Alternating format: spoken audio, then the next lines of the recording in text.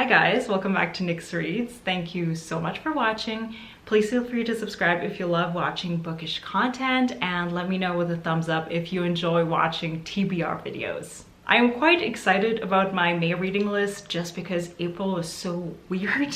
I had a reading project, a vlog going on for the entire month, which was so. It's debatable if it was a success or not. It was definitely kind of an odd reading month. You will see. It's probably going to be the next video that is going to go up on this channel, so subscribe if you want to know why April was such an odd reading month. So for May, I have two books that I'm carrying over from April. So the first one is My Brilliant Friend by Elena Ferrante. I started this and I'm about maybe a third of the way into this book and I'm liking it so far. So this story takes place in Naples in the 50s, I think, in Italy, and we're following the life story of these two best friends. So it's Lila and I'm already forgetting the name of the other character. Is that bad? It's Elena, like the author, but this is written in first-person narration, so obviously she doesn't refer to herself with her first name. So that's why I blanked. That's my excuse. It's pretty good so far. I know that a lot of people love this. It's not quite 5-star territory yet though. It's more around the 4-star at this moment. I guess technically this is literary fiction, so lit fic, but it really feels like you're reading an autobiography, or it feels like you're sitting down with a woman telling you her life story from the beginning, because they're like 10 years old in this first chapter that I'm reading. The star of the book is really this very interesting dynamic in this friendship between Elena and Lila. I'm not sure yet what direction this is going to take, but it really feels like Elena is talking about Lila as if she's this larger than life person whom she has sometimes a love-hate relationship with. I'm certain I will finish this book this month, maybe even this week, and I will have all my thoughts together for the wrap-up, obviously. I'm also still listening to An Immense World by Yong. I'm about halfway through this. It's taking me quite a while because it's very information dense. So this is a book about the immense animal world and what the senses of animals contribute to their Umwelten, as this author explains, to their world. This book is so incredibly fascinating.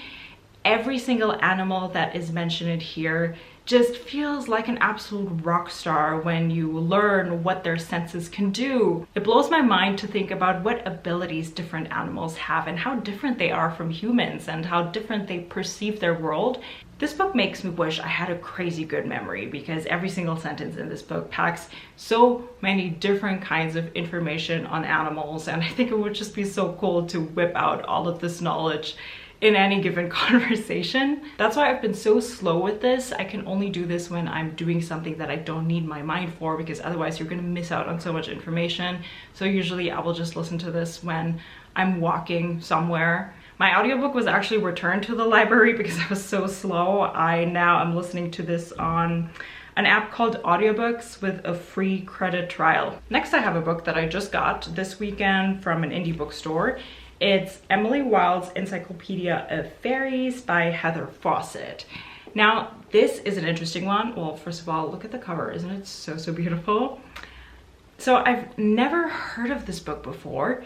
And then suddenly I feel like so many people put this on their best of 2023 list. I don't know a lot about the story and I want to go into this relatively blindly. I just know that we have, I think, a scientist, Emily Wilde, who's looking for magical creatures. What I know is that this is supposedly extremely cozy and heartwarming and just a feel-good story with fantasy in it. That's all I needed to know, so I picked this up, and this is actually going to be a buddy read that I'm going to do with Stuart. I'm going to link his channel in the description box down below. I heard there's also a little bit of romance in here, but I'm just really hoping that this is going to give me all the cozy and all the heartwarming vibes. I'm really excited for this one, and pretty fitting, I think, to read this during spring summer. It looks like it's the ultimate season to read this. Then I also want to pick up another classic this month. I want to read The Royal Game by Stefan Zweig. I have the German edition. It's called Schachnovelle. It's a pretty short book. The reason I want to read this is to, first of all, read another classic, because ever since Anna Karenina If you watch my wrap up, you know that I've been itching to read another classic and annotate this book. And also I'm a little behind on my goal of reading 10 German books this year, so this is kind of ticking both of those boxes. I have no idea what this is about. I think it takes place on, a cruise ship from New York to Buenos Aires. That's all I know. Now that I think about it, I have yet to read a book that I enjoyed that takes place on a cruise ship. I read 2 thrillers that I rated, I think, 1 or 1.5 stars. So maybe this will break the curse of cruise ships. I cannot believe that it's May and I still haven't read an Agatha Christie this year. It's not okay. We need to remedy that. So I'm gonna read The Murder of Roger Ackroyd.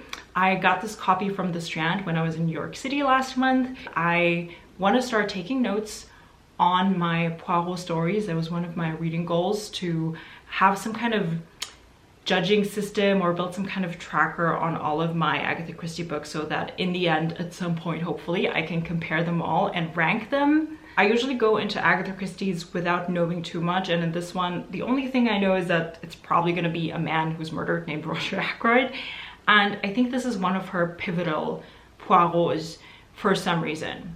So let's figure out why. Next, I'm giving myself the choice between 2 books. So I have here The Virgins of Venice by Gina Buonaguro, and then Isabel Allende's Along Petal of the Sea.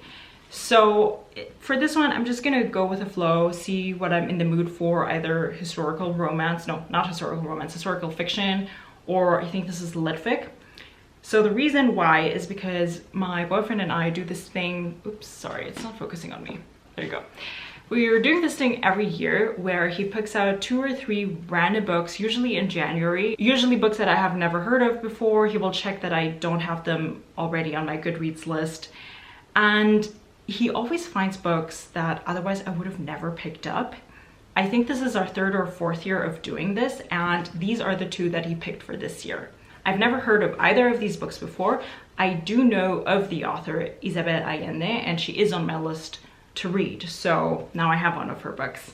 I also never carry the books that he picks out for me over into next year, because I want to read them in the year that I get them so that they don't pile up and we can repeat this tradition in next January. So The Virgins of Venice takes place in Venice in 1509. Along Petal of the Sea takes place in the late 1930s in Spain amidst the Civil War. So I guess both of these are historical fiction, which I haven't read in a while. I used to love historical fiction when I was a teenager. Next, I want to read a book that I randomly found on like an Instagram reel. I think the person who was holding it up said that this was absolutely horrendous and life-changing and very disturbing. So all the buzzwords that I like to hear about a book. It's Nuclear War by Annie Jacobsen. I believe this is nonfiction.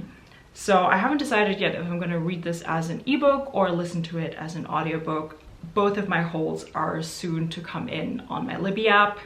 The author is a Pulitzer Prize finalist. Let me just read you what the summary says, because I don't know a lot about this book either. It says, "There's only one scenario other than an asteroid strike that could end the world as we know it in a matter of hours: nuclear war. And one of the triggers for that war would be a nuclear missile inbound toward the United States. Every generation of journalists has looked deep into the heart of the nuclear military establishment, the technologies, the safeguards, the plans, and the risks. These investigations are vital to how we understand the world we really live in, where one nuclear missile will beget one in return, and where the choreography of the world's end requires massive decisions made on seconds' notice with information that is only as good as the intelligence we have."